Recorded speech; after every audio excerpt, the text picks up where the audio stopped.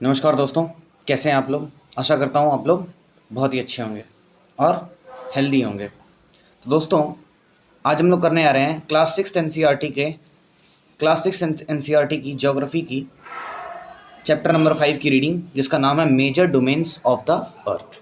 तो आज हम लोग इस चैप्टर की रीडिंग करेंगे। दोस्तों, मैं हर वीडियो की शुरुआत में आप लोगों को एक चीज़ बता देता हूँ कि मैं ये चैप्टर आपको समझाता नहीं हूँ दोस्तों, मैं ये चैप्टर के आपको नोट्स नहीं लिखवाता हूँ दोस्तों, लेकिन मैं आपके लिए इस चैप्टर की रीडिंग करता हूँ। जान लो, रीडिंग सबसे ज़्यादा इंपॉर्टेंट है। आप रीडिंग नहीं करोगे तो फिर बहुत दिक्कत हो जाएगी, आपको अंदर की बातें नहीं पता रहेंगी। ठीक है, कहीं पे भी आप देखते होंगे कि अंदर की बातें आपको पता रहनी चाहिए हर जगह की, तब जाके आप उस मामले को अच्छे से समझ पाते हैं। तो उसी प्रकार से एनसीईआरटी भी मैटर करती है, तो एनसीईआरटी की भी आपको रीडिंग करनी पड़ेगी। चलिए दोस्तों, तो आपको रीडिंग मान लीजिए करना अच्छा नहीं लगता है तो आप मेरे वीडियो सुनिए। मेरे वीडियो में मैं एकदम थर्ली रीडिंग करता हूँ और आपको बता देता हूँ कौन से पार्ट कौन से पार्ट इंपॉर्टेंट है, कौन से पार्ट इंपॉर्टेंट नहीं है। चलिए दोस्तों, तो आज हम लोग शुरू करते हैं। Major domains of the Earth. As you have read in the first chapter, the Earth is the only planet which has life. Human beings can live here because the life sustaining elements of land, water, and air present. Because The life sustaining elements of land, water, and air are present on the Earth. The surface of the Earth is a complex zone in which three main components of the environment meet, overlap, and interact. The solid portion of the Earth on which we live is called the lithosphere. The gaseous layer that surround the Earth is the atmosphere, where oxygen, nitrogen, carbon dioxide, and other gases are found. Water covers a very big area of the Earth's surface, and this area is called the hydrosphere. The hydrosphere comprises water in all its forms, that is, ice, water, and water vapor. The biosphere is the narrow zone where we find land, water, and air together, which contains all forms of life. Word origin देख लेते हैं. In the Greek language, lithos means stone, atmos means vapor, hudor means water, and bios means life. Can you make words using the above? तो इससे आपको words बनाने बोला है, तो आप लोग बना के देख सकते हैं दोस्तों. चलिए, lithosphere. The solid portion of the earth is called the lithosphere. It comprises the rocks of the earth's crust and the thin layers of the soil that contain nutrient elements which sustain organisms. There are two main divisions of the earth's surface. The large land masses are known as the continents, and the huge water bodies are called the ocean basins.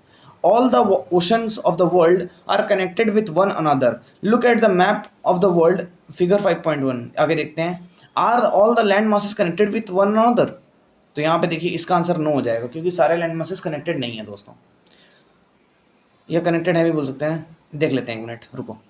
The level of sea water remains the same everywhere. Elevation of land is measured from the level of the sea, which is taken as zero. कभी कभी आप लोग station पे, railway station पे जब जाते हैं तो वहाँ पे देखते हैं कि मेजर अबव सी लेवल कितना मीटर्स होता है. कहीं पे 400 मीटर, कहीं पे 500 मीटर, कहीं पे 200 मीटर, ऐसे करके दिया रहता है दोस्तों. देखिएगा, आप लोग कभी ध्यान दीजिएगा.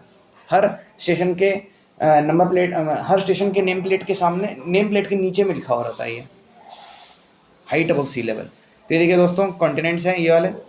ये नॉर्थ अमेरिका है, साउथ अमेरिका है, यूरोप है, अफ्रीका है, और एशिया है, और ऑस्ट्रेलिया है. यहाँ पे कुछ उसके कॉन्टिनेंट्स के इंपॉर्टेंट माउंटेन रेंजेस दे रखे हैं. देखो, नॉर्थ अमेरिका में रॉकी माउंटेन्स इधर है, अपलेशियन माउंटेन्स इधर है, फिर ये एंडीज माउंटेन्स इधर है, फिर हिमालयाज इधर है, फिर अफ्रीका में ड्रैकेंसबर्ग साउथ में है, एटलस माउंटेन्स नॉर्थ में है, यूरोप में एल्प्स है, और यूरोप और एशिया को जो अलग कर रहा है, सेपरेट जो कर रहा है, बाउंड्री जो फॉर्म कर रहा है लगभग, तो उसको यूराल माउंटेन्स बोलते हैं. ऑस्ट्रेलिया में देखिए दोस्तों, ग्रेट डिवाइडिंग रेंज है ये वाला, और ग्रेट सैंडी डेजर्ट भी है एक ऑस्ट्रेलिया में. यहाँ पे नाइल रिवर है, सहारा डेजर्ट है, तिबेट प्लेटू है, अमेजोन रिवर है. तो ये दे रखा है the world continents and oceans. तो ये पैसिफिक ओशन है इधर वाला, ये अटलांटिक ओशन है, इंडियन ओशन है, सदर्न ओशन है, और आर्कटिक ओशन है ऊपर में.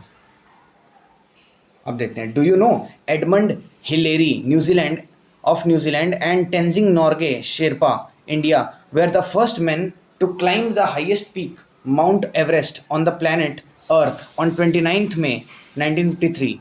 Junko Tebi Japan was the first, Junko Tabei of Japan was the first woman to reach the summit on 16th May 1975. The first Indian woman to climb the highest peak on 23rd May 1984 was Bachendri Pal. The highest mountain peak, Mount Everest, is 8848 meters above the sea level. The greatest depth of 11,022 meters is recorded at Mariana Trench in the Pacific Ocean. Could you imagine that the depth of sea is much more than the highest point above the sea level? मतलब mountain का highest point उससे बहुत ज़्यादा है depth. देखो ये आप 8,000 मतलब 8,848 है और ये वाला 11,022 है metres. Continents. There are 7 major continents. These are separated by large water bodies. These continents are Asia, Europe, Africa, North America, South America, Australia and Antarctica. Look at the map of the world, figure 5.1, and notice that the greater part of the land mass lies in the northern hemisphere. तो ये आप लोग देख सकते हैं दोस्तों कि land mass ज़्यादातर कहाँ लाई करता है? नॉर्दर्न हेमिस्फीयर में. नॉर्दर्न हेमिस्फीयर मतलब इक्वेटर के जो नॉर्थ में है वो नॉर्दर्न हेमिस्फीयर है और इक्वेटर के जो साउथ में है वो सदर्न हेमिस्फीयर है. तो देखो greater amount of land mass कितना है? नॉर्दर्न हेमिस्फीयर में है. यहाँ पे थोड़ा सा ही है. Asia is the largest continent. It covers about 1/3 of the total area of the earth. The continent lies in the eastern hemisphere. The Tropic of Cancer passes through this continent. Asia is separated from Europe by the Ural Mountains on the west. Figure 5.1 देख आप लोग को ये बता दिया था मैंने. The combined landmass of Europe and Asia is called the Eurasia. Europe plus Asia. Europe is much smaller than Asia. The continent lies to the west of Asia. The Arctic Circle passes through it. It is bound by water bodies on 3 sides. Look at the map of the world and locate it. तो Arctic आप देख सकते हैं दोस्तों Europe का किस three sides में मतलब कि यूरोप के 3 साइड्स दोस्तों पानी से कवर है ना. देख सकते हैं आप लोग दोस्तों, दिखा देता हूँ. ये देखो एक साइड ये हो गया, एक साइड ये हो गया और एक साइड ये हो गया. तो देखो मेडिटेरेनियन सी है इधर, इधर आर्कटिक ओशन, अटलांटिक ओशन है और इधर आर्कटिक ओशन है. Africa is the second largest continent after Asia. The equator or 0 degree latitude runs almost through the middle of the continent. A large part of Africa lies in the northern hemisphere. Look at the figure 5.1. You will find that it is the only continent through which the Tropic of Cancer, the equator and the Tropic of Capricorn passes. तो तीनों line उससे Africa से पास करती है दोस्तों. The Sahara Desert, the world's largest hot desert, is located in Africa. The continent is bound on all sides by oceans and seas. Look at the world map, figure 5.1. You will notice that the world's longest river, the Nile, flows through Africa. Notice where the equator, the Tropic of Cancer and the Tropic of Capricorn pass in the map of Africa. तो आप लोग देख सकते हैं, तो दिखा देता हूँ. ये देखो रिवर नाइल है. रिवर नाइल कहाँ गया? रिवर नाइल ये रहा. ये हो गया ट्रॉपिक ऑफ कैंसर, ये हो गया इक्वेटर और ये हो गया कैप्रिकॉर्न, ट्रॉपिक ऑफ कैप्रिकॉर्न. ये अफ्रीका से पास करते हैं दोस्तों. North America is the third largest continent of the world. It is linked to South America by a very narrow strip of land called the isthmus of Panama. The continent lies completely in the northern and western hemisphere. 3 oceans surround this continent. Can you name these oceans? देखो दोस्तों 3 oceans north America में, Atlantic ocean, Arctic ocean and Pacific ocean. और क्या बोलते हैं, north America हो गया. चलो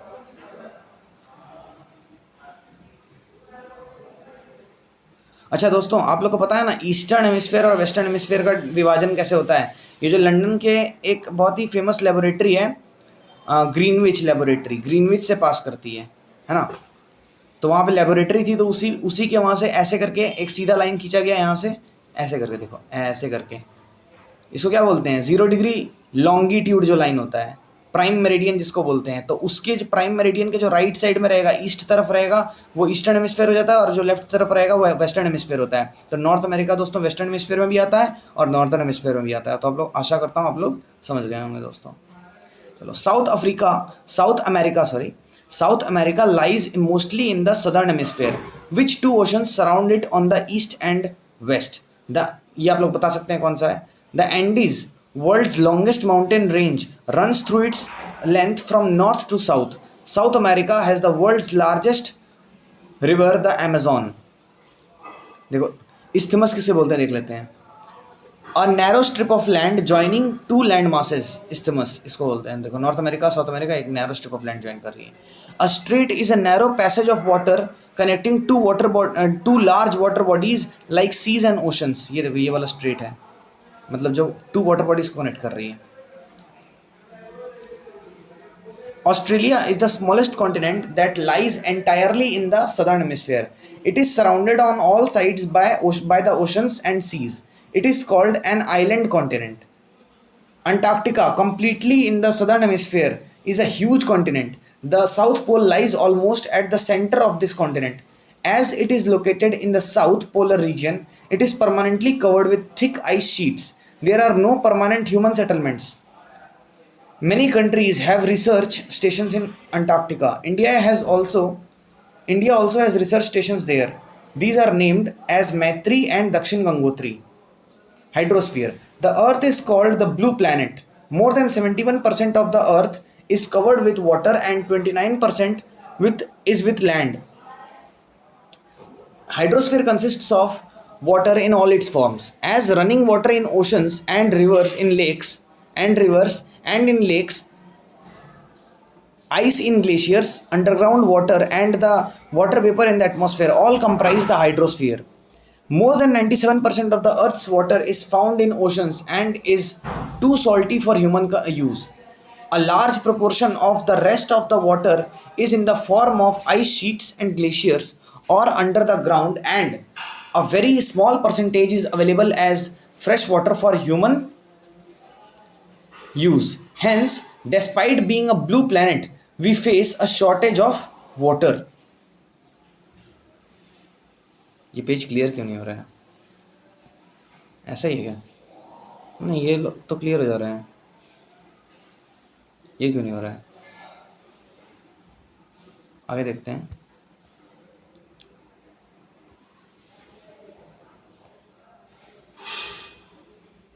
अच्छा,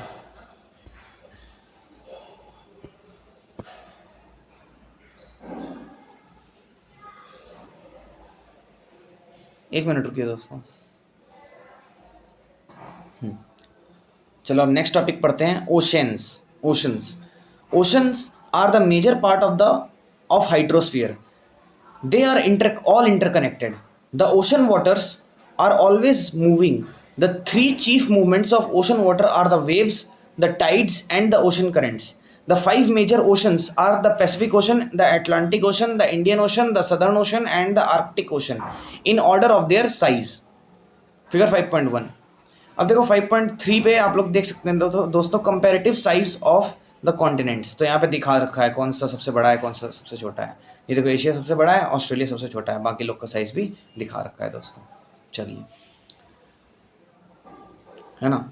अच्छा, द पैसिफिक ओशन, यहाँ पे कहाँ थे हम लोग? हाँ, the Pacific ocean is the largest ocean. It is spread over 1/3 of the earth. Mariana Trench, the deepest part of the earth, lies in the Pacific Ocean. The Pacific Ocean is almost circular in shape. क्या हो गया? Clear हो जा भाई. The Pacific Ocean is almost circular in shape. Asia, Australia, North and South Americas surround it. Look at the map and find out the location of the continents around the Pacific Ocean. तो आप लोग देख सकते हैं दोस्तों, आपके पास किताब है, आपको थोड़ी मेहनत तो करनी पड़ेगी खुद से, ठीक है. तो मैप पॉइंटिंग बहुत ज़रूरी है, तो मैप आप लोग बहुत ध्यान से देखें, तो उससे आपको ना क्या होगा, थ्योरी पोर्शन में भी मदद मिलेगी. तो आप मैप में जाके देखें पैसिफिक ओशन में कौन कौन से कॉन्टिनेंट सराउंड करते हैं. The Atlantic ocean is the second largest ocean in the world. It is S shaped. It is flanked by the North and South Americas on the western side and Europe and Africa on the eastern side. The coastline of Atlantic Ocean is highly indented. ठीक है. This irregular and indented coastline provides ideal location for natural harbors and ports. From the point of view of commerce, it is the busiest ocean. The Indian Ocean is the only ocean named after a country, that is India. The shape of ocean is almost triangular. In the north, it is bounded by Asia, and in the west by Africa, and in the east by Australia. The Southern Ocean encircles the continent of Antarctica and extends northward to 60 degrees south latitude. Extends northward to 60 degrees south latitude. Okay, Southern Ocean. The Arctic Ocean is located within the Arctic Circle and surrounds the North Pole. It is connected with the Pacific Ocean by a narrow stretch of shallow water known as Bering Strait. It is known as Bering Strait. It is bound by northern coasts of North America and Eurasia. यहाँ पे देख सकते हैं दोस्तों, indented coast line इसको बोला जाता है. Atmosphere. The Earth is surrounded by a layer of gas called the atmosphere. This thin blanket of air is an integral and important aspect of the planet. It provides us with the air we breathe and protects us from the harmful effects of sun's rays. The atmosphere extends up to a height of about 1600 kilometers. The atmosphere is divided into 5 layers based on composition, temperature, and other properties. These layers, starting from Earth's surface, are called the troposphere, the stratosphere, the mesosphere, the thermosphere, and the exosphere. The atmosphere is composed mainly of nitrogen and oxygen, which make up about 99% of clean dry air. The atmosphere is composed mainly of nitrogen and oxygen, which make up about 99% of clean dry air. Nitrogen 78%, oxygen 21%, and other gases like carbon dioxide and argon and others comprise 1% by volume. Oxygen is the breath of life, while nitrogen helps in the growth of living organisms. Carbon dioxide, though present in minute amount, is important as it absorbs heat radiated by the earth, thereby keeping the planet warm. It is also essential for the growth of planets. It is also essential for the growth of plants. The density of the atmosphere varies with height. It is maximum at the sea level and decreases rapidly as we go up. The climbers experience problems in breathing due to this decrease in the density of air. They have to carry with them oxygen cylinders to be available to breathe at high altitudes. The temperature also decreases as we go upwards. The atmosphere exerts pressure on the earth. This varies from place to place. Some areas experience high pressure and some areas low pressure. Air moves from high pressure to low pressure. Moving air is known as wind. Moving air is known as wind. तो यहाँ पे एक mountaineer की photo दे रखी है, mountaineer, और यहाँ पे दोस्तों लेयर्स ऑफ एटमॉस्फेयर दिखा रखा है, troposphere, stratosphere, mesosphere, thermosphere, exosphere. तो आप लोग इसे देख लेंगे जरूर से दोस्तों. Biosphere, the domain of life. The biosphere is the narrow zone of contact between the land, water, and air. It is in this zone that life that is unique to this planet exists. There are several species of organisms that vary in size from microbes and bacteria to huge mammals. All the living organisms, including humans, are linked to each other and to the biosphere for survival. तो यहाँ पे दोस्तों देखिए biosphere का picture दे रखा है, hydrosphere, atmosphere, lithosphere, और ये वाला है पूरा बायोस्फीयर, और इन तीनों का जहाँ मिलन हो जाता है उसी को बायोस्फीयर बोलते हैं दोस्तों. ठीक है, the biosphere. The organisms in the biosphere may broadly be divided into the plant kingdom and the animal kingdom. The 3 domains of the earth interact with each other and affect each other in some way or the other. For example, cutting of trees for fulfilling our needs of wood, or cutting land or clearing land for agriculture may lead to fast removal of soil from slopes. Similarly, Earth's surface may be changed due to natural calamities like earthquakes. For example, there could be submergence of land, as happened in the case of tsunami recently. Parts of Andaman and Nicobar Islands were submerged underwater. Discharge of waste material into lakes and rivers makes the water unsuitable for human use. It also damages other forms of life. Emission from industries, thermal power plants, and vehicles pollute the air. Carbon dioxide, CO2, is an important constituent of air, but increase in the amount of CO2 leads to increase in global temperature. This is termed as global warming. There is thus a need to limit the use of resources of the earth to maintain the balance of nature between the domains of the lithosphere, the atmosphere and the hydrosphere. तो दोस्तों हमारा chapter हो जाता है ख़त्म। तो बस आप लोग को बहुत बहुत बधाई है दोस्तों कि आप लोग लास्ट तक बने रहें। एनसीईआरटी की रीडिंग सुनोगे ना भाई तो मज़ा आ जाएगा। तुम लोग जो भी सुन रहे हो ना, चाहे तुम लोग क्लास 6 में हो, चाहे तुम लोग चाहे आप लोग कम्पिटिटिव एग्जाम्स की तैयारी कर रहे हो, तो दोस्तों एक बात याद रखना, एनसीईआरटी रीडिंग हमेशा फ्रूटफुल रही है और हमेशा रहेगी, हमेशा फ्रूटफुल थी, है और रहेगी एनसीईआरटी की रीडिंग। तो दोस्तों आप लोग बस मेरे वीडियोस को सुनते जाइए, आपकी रीडिंग अपने आप होते जाएगी। और अभी आपने मान लीजिए नॉर्मल स्पीड पे सुना है तो स्लो लगा होगा, आप चाहें तो 1.25, 1.5, 1.75 या × 2 के स्पीड पे देख सकते हैं दोस्तों, जैसी आपकी पसंद हो। और दोस्तों जान लीजिए, इसको आप लोग ने अगर आप लोगों ने 3-4 बार देख लिया तो आपके दिमाग पे छपना शुरू हो जाएगा। और जहां आप लोगों ने 10 बार तक देख लिया दोस्तों लगातार, मतलब 2-2 दिन गैप करके, आप जैसे आज ही आपने देखा है ये वाला चैप्टर का रीडिंग, तो आज छोड़ दीजिए, 2 दिन बाद और एक बार देख लीजिएगा, फिर 2 दिन बाद और एक बार देख लीजिएगा, ऐसे करके रिपीट करते करते जब महीने में आप 10-12 बार देख चुके होंगे ना, तब देखिएगा आपको क्या लगेगा दोस्तों, मज़ा आ जाएगा। मतलब आप लोगों को एकदम लगेगा कि हाँ अब लग रहा है एनसीईआरटी छप गया है दिमाग पे। और आप × 2 के स्पीड पे देखेंगे तो जितना भी टाइम लग रहा है, आधे घंटे की अप्रॉक्स वीडियोस होती है मेरी, तो उसमें मेरे वीडियोस हमेशा आधे घंटे से लगभग कम ही होते हैं, क्योंकि आप लोग छोटे क्लास के हैं अभी, तो आधे घंटे के लगभग ही होते होंगे। तो बस बड़े क्लास में जाइएगा तो बड़े हो जाएंगे, तो आधे घंटे के वीडियोस है तो उसको आप × 2 के स्पीड पे देखिएगा तो 15 मिनट ही लगेगा। सोचिए 15 मिनट में आपका एनसीईआरटी का रीडिंग हो जा रहा है दोस्तों। तो बस इसी तरह रीडिंग करते रहिए और अंदर की बातें एनसीईआरटी की जानते रहिए। चलिए दोस्तों, मिलता हूँ मैं आपसे नेक्स्ट वीडियो में, तब तक के लिए बाय बाय। और आप लोगों को दोस्तों मेरा एफर्ट्स पसंद आ रहा है तो आप लोग लाइक, शेयर और सब्सक्राइब जरूर करें। Thank you and have a nice day.